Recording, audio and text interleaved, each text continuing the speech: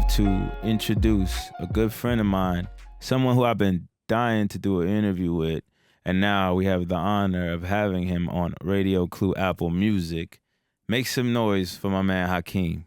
Let's go, man. Yes. First time at Apple Music, man. It feels great. I know, and it's crazy because you're on my show, but you're going to interview me. That's the IDK way, man. Yeah, you know, that's how we do it. That's how he's going to make sure it gets done. Facts. What's good, though? How you feeling? It was good, man. I saw you last at Coachella. Super dope. UOB. Yeah. And the gang, Clue. Yes, exactly. Radio. Mhm. You know, y'all shut it down. You guys performed Taco. I seen the first single off the project. Yeah. That was cool. You know, what was it like, finally getting to, engage with the fans with that song Well, and everything? I think it's cool. The thing about this album that's interesting is performing it is more of a challenge than I've ever had to overcome because you kind of got to know how to dance to listen to that. This is some groovy shit. Like, I ain't you gonna gotta lie. actually dance. Like on the other stuff, it's like you could just do this and jump hands in the air, jump around. But this one, you kind of have to like at least two-step a little bit. You know what I'm saying? 100%. That's, including myself. Yeah. It's very groovy and very vibey. Nami, Yeah. man, had the vibes going crazy. My man had the tank top. Yeah. He had the 80s pants. That's my man, Ofege. Ofege. Man. That's his new name. Ofege. Yeah. Where did Ofege come from? It came from it's an African group actually. That I think from the 70s. It's the song we played earlier on the radio show. And it just, he had a bucket hat on and all that. They was looking kind of similar, so we just ran with it. He had the bell-bottom pants and all that on. So Yeah. yeah. This was going crazy. That was a good Coachella fit. Yeah. And you and Kaytranada, man. Kaytranada, shout out him. He's a legendary producer, Yes. DJ, man. How did this relationship start and you guys, making the decision that, we're going to do a project together? Actually, it came from us just having a session one day. He came up with the idea. Him and his manager, Will, was like, we should do an IDK project. And it was like IDKAY. Like, that's what he was talking about. So this was like 2 years ago. But how I met him actually was at a Jordan party. Shout out to Reggie Saunders. He hooked us up actually because it was one of them things where it was like, oh, is that Kaytranada? I want to meet him. But I didn't know that Kaytranada said the same thing to him. He's like, that's IDK? Yeah. Mm-hmm. You know what I'm saying? So Yeah. Reggie actually put us together. And then we just, exchanged numbers. I was like, yo, I want to do a session. And then that session turned into, yo, we should do a project. And I was like, damn, you ever did a project before with anybody? And he was like, nope. Nah, this is the first one. And, I really want to know, like, what was the first song that came about that, really sparked the idea of doing a whole project together? It was when I took the music, I had to go to D.C. for a little bit. And that's when I started kind of having a vibe and a feeling. And I was at a District Sound Lab with Caitlin over here. Mm-hmm. And we just was like, yo, let's just start working on this project. I don't know what the first song was, though. Well, do you remember, like, the creative process then? Like, like what the vibes was with getting the beats, with, he was playing how many beats or, what was it like? Well, see, the thing that me and Kaytranada do is, like, he'll send a beat, and then sometimes I like alter it. Sometimes he hates it. Sometimes he likes it. It just depends. But what would happen was I would get the beats and then just rap over them. I feel like Drugstore was one of the first ones. Mm-hmm. I feel like that one. Or it was another song that never came out, like a freestyle I did when I was like, I got the Maybach before I went platinum. Yeah, because I had just got the Maybach and I was riding through D.C. in it, and that was just the vibe. So. Yeah. And were you, writing or freestyling on this project? Because I've got to watch you work before, and you kind of don't make too many songs. You kind of just make one song really, really perfect. Yeah. The best Thank it could you. be. Thank you. Most of the stuff I do is off the top of the head, like freestyling, just kind of just like literally getting into it for the actual vibe and the feeling. Lots of it. There's times where I'll put some things to paper here and there or alter things, but for the most part, it's the original vibe that I felt at that time. The name, simple. You've been cryptically tweeting it and Yeah, posting it on your yeah, IG story. yeah. Like, what is he talking about? What's so simple? And then now it's gonna be the album. Yeah, it's the album. Simple is basically based off of this neighborhood called Simple City where I'm from. I have a friend from there, and I remember, like I said, when I first got the Maybach, I would ride over there to pick him up and just take him around so he could see like a different side of life, because he's from the trenches for real. I'm not from there, but I just know him. I've known him for years, and it inspired me to write and tell a story, partially his story, but just the story of being in an area where people outside of that area think the solution to the problems is very simple. Like it's this whole like, just say no. Why don't you just say no to drugs type of like vibe? Yeah. People that are on that need to understand that it's not as simple as we think. Yeah, exactly, because it's real life and everyday situations and consequences, 100%. And it kind of goes to the reason why, like, I know everybody is like very environmentally conscious and wants to kind of preach, saving the environment, right? But in the area that I'm from and in the places where these people live, I always say the environmentally conscious mindset is a privileged mindset. And the reason why is because people in these neighborhoods aren't thinking long term, because they're dealing with short term problems. Like they might get killed today. Why am I thinking about sea turtles and plastic?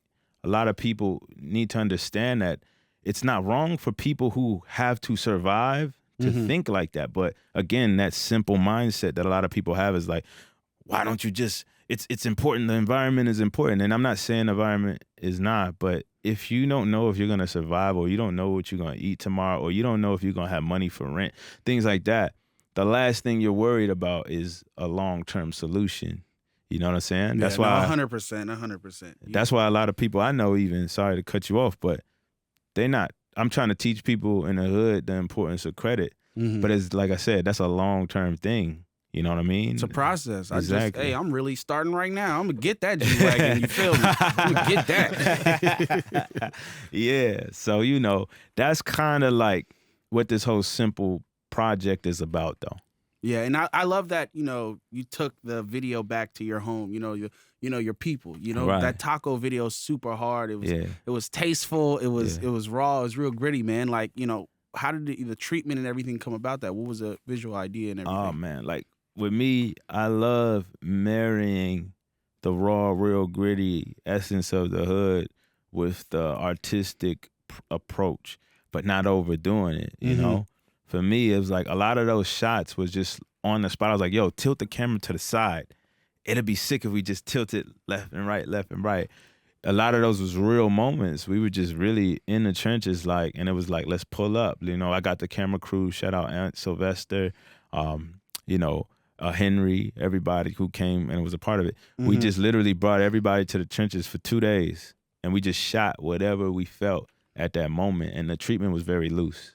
Yeah. Yeah, that was super sick. It's one of my favorite videos from you. Actually, Thank you. Second. I ain't gonna lie. Yeah. Just like Martin is still my favorite. This nigga was on the Maybach, like bouncing like this, going crazy. Yeah. I don't know if hey man, a lot of niggas ain't topping that, man. I'll be honest. But it. there is a feature on here, Denzel Curry. Shout out Denzel, goes super crazy. And you guys are talking about things, about being in the trenches and everything on that record. 100%. Why did you feel like he was a perfect fit, for that song? Well, to be honest, the way that song came about, I was on my way to Paris. I was in a car, and he wanted me to feature on his deluxe album.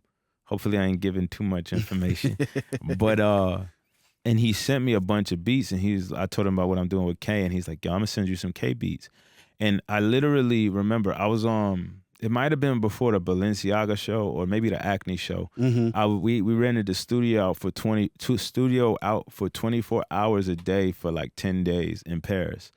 And I remember I would just go in there, bust down some records, and then go straight to the fashion shows, and then go to the parties, and then come back, make some more stuff, whatever. So I remember that beat. I was like, this beat is hard. I put it on, and again, like a freestyle, it's 11 o'clock on the block. I'm on a dot. Like, I was just thinking just putting it together, piece by piece by piece by piece. Mm-hmm. And then I sit back and I'm just like, this song is kind of hard. This was Shit kind hard of though, hard. for sure. He gave it to me to do a verse, but it ended up turning to I did an entire song, and I was like, asked for his blessing to be able to use it, and he was cool about it. Once we kind of put it together, and he did a verse here in LA when I brought it back to him. So it started off just a beat.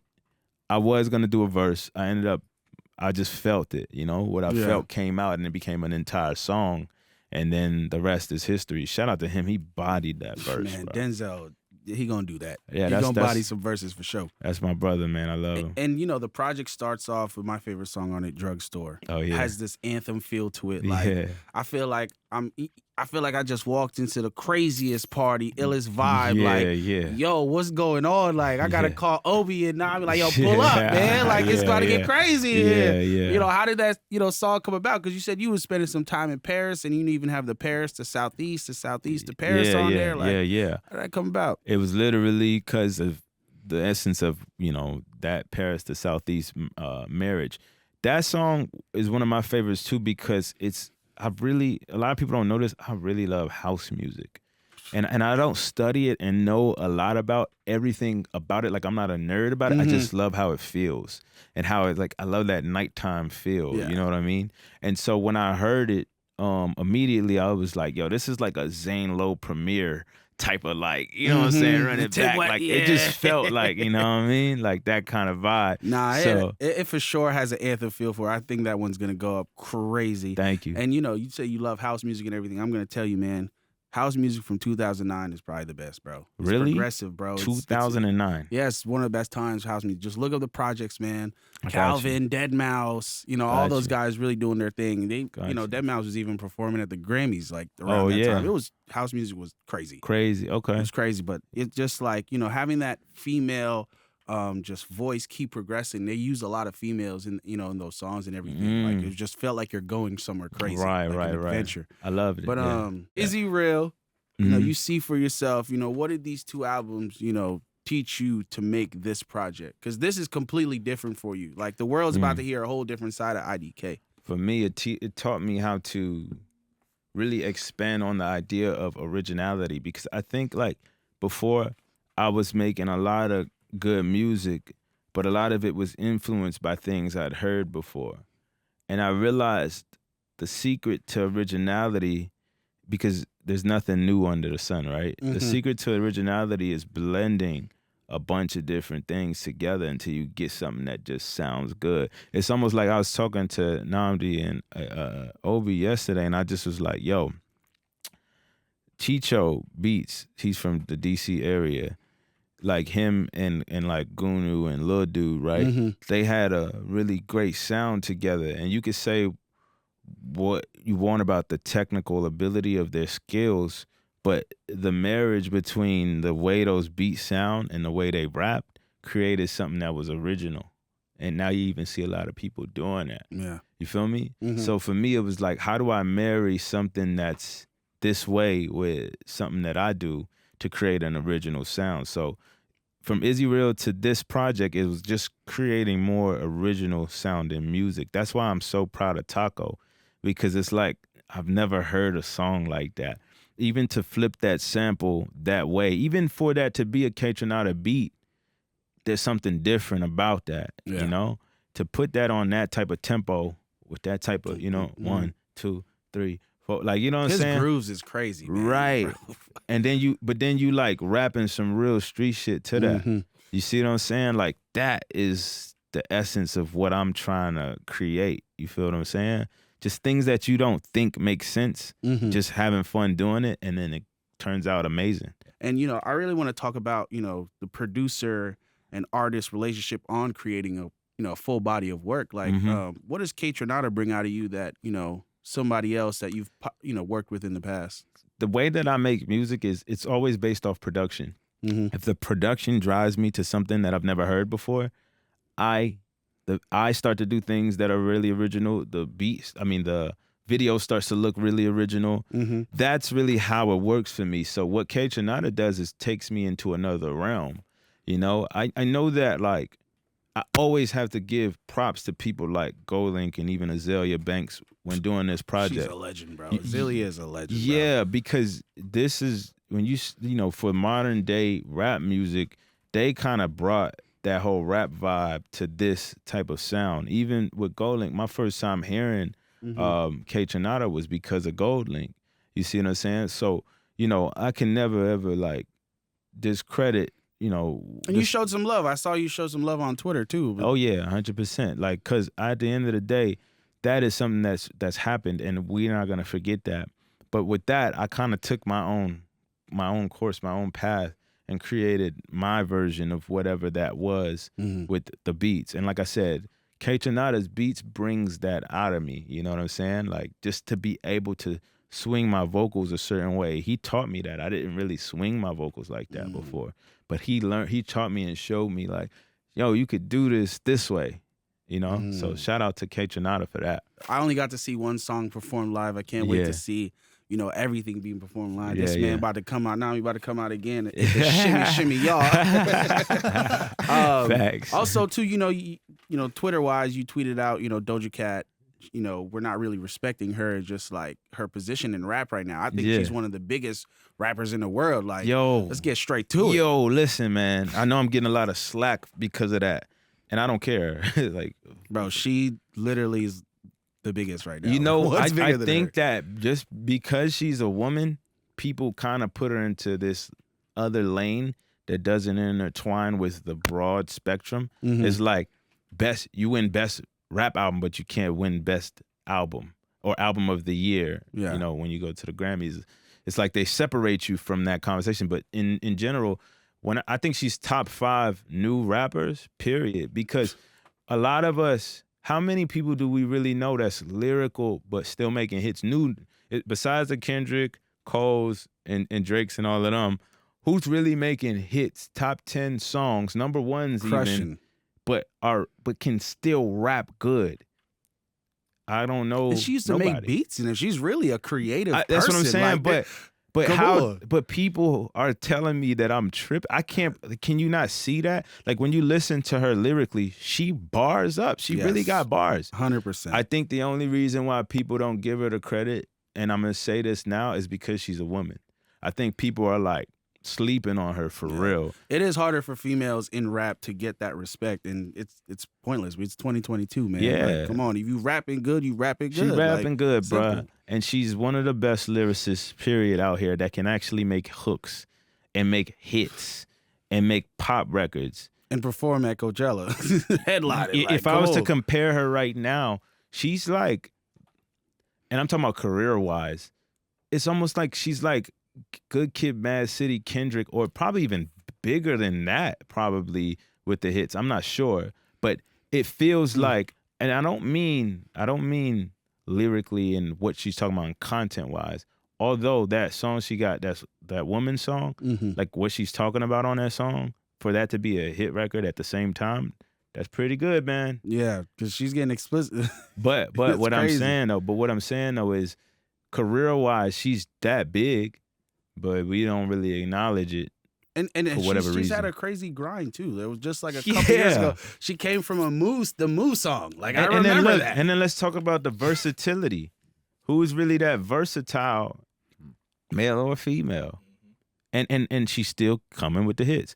But it's almost like she doesn't really exist in that conversation. I don't think that's fair. And that's why I tweeted what I tweeted. You can see me in the streets if you want to. You know what I'm saying? It's okay. If it's that serious. Time would always tell the truth, man. Yeah. That's it. Another legendary artist, man, we got to talk about too is X, man. Yeah. Yeah. That guy was out of here, man. Different. Was still to this day murdering Spotify. Like, it's crazy, man. Songs over 1 billion streams, like 9 of them or 8. Right. Like, it's crazy, man. And I tweeted about him. I said he's the closest thing we had to Kendrick, Drake, and Cole in terms of a lyrical rapper that had a huge fan base, that had chart history and success, right?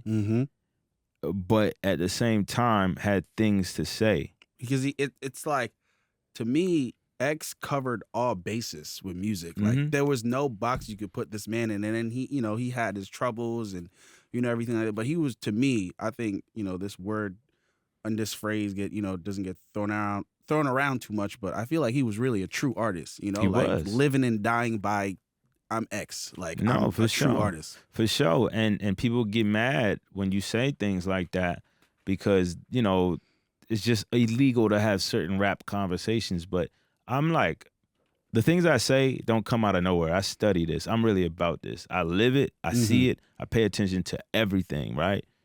What I'm saying is really true when you think about that. Because, again, name another rapper who had chart history, that could rap good, a cult following, millions and millions, even billions of streams. Insane. It was only those people we named. But Insane. we don't give a lot of credit to them. And the biggest part about it is being able to have the lyrical technical ability.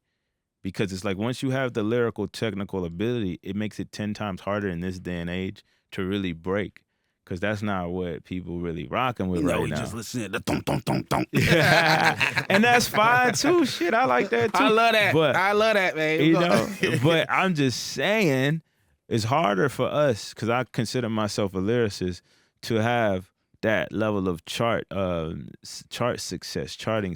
Well, maybe with this, you know, Kendrick resurfacing and, you know, maybe things will get back to, you know, people really respecting, you know, lyricists the way they need to, you know? Yeah, we're counting on you, Kendrick Lamar. No pressure. We need you. We need you. Man, well, thank you for letting me come on Radio Clue and chop it up with you, the guys. Like I don't know y'all niggas. right, facts. Bleep that out. Don't leave me hanging on Apple Music, man. Come on, man. I'm picking them up on Apple Music. Recut that. All right, bet. Yeah, no, thank you for coming through, man. That was a great conversation. And this is the first time I was able to speak with you. Legendary, young legend, Hakeem. You know what I'm saying? Yes. Radio Clue. Damn. And let's get back to this music, baby.